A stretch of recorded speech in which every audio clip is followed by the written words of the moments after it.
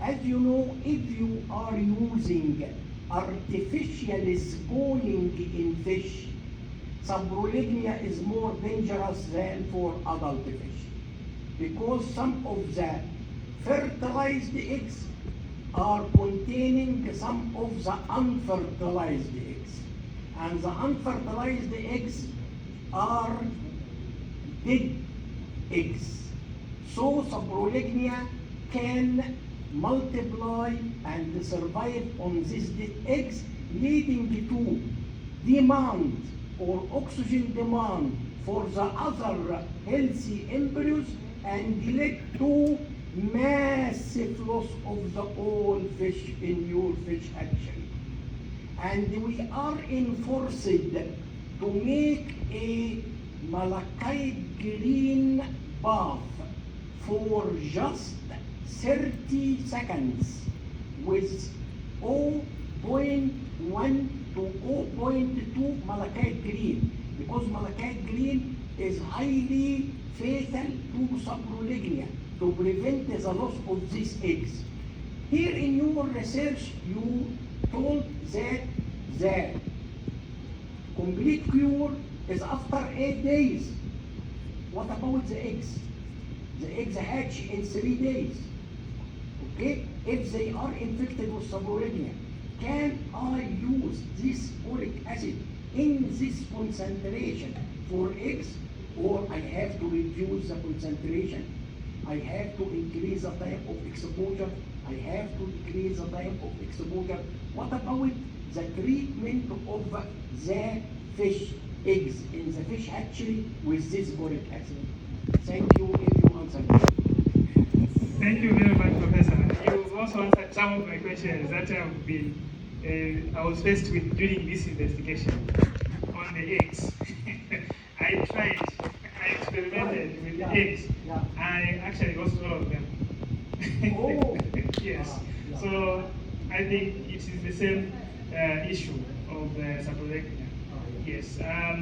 So because it was not part of the focus point, one of my objectives, I just did it as a side experiment to see if it was going to give me effective results. So I was just doing it as a side experiment, but I did succeed.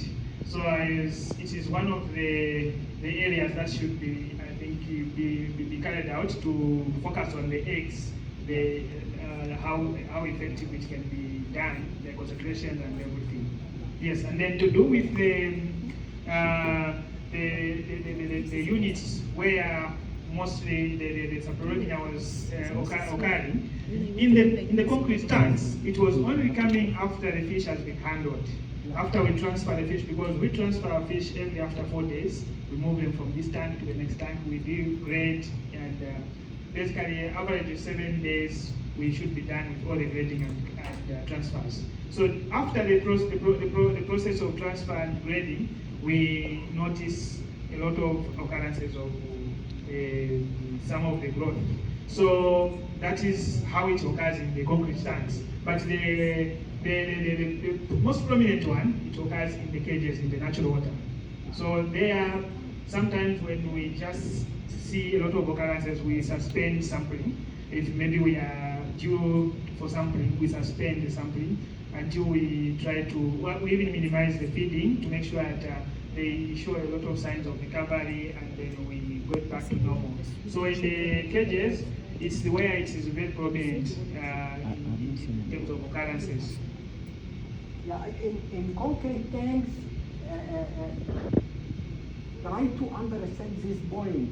In concrete tanks, we use cement material with sand, and the wall, if it is rough, not smooth, it is like a sandpaper, and usually algae is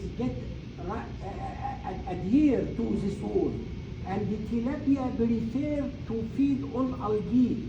It picks up the algae from the wall, so it makes some abrasions here on its snout, and saprolegnia can infect the fish in this.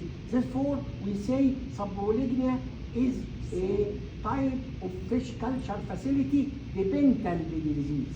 And when you use intensive fish culture, I think your fish biomass is increased, okay? And the fish overcrowded.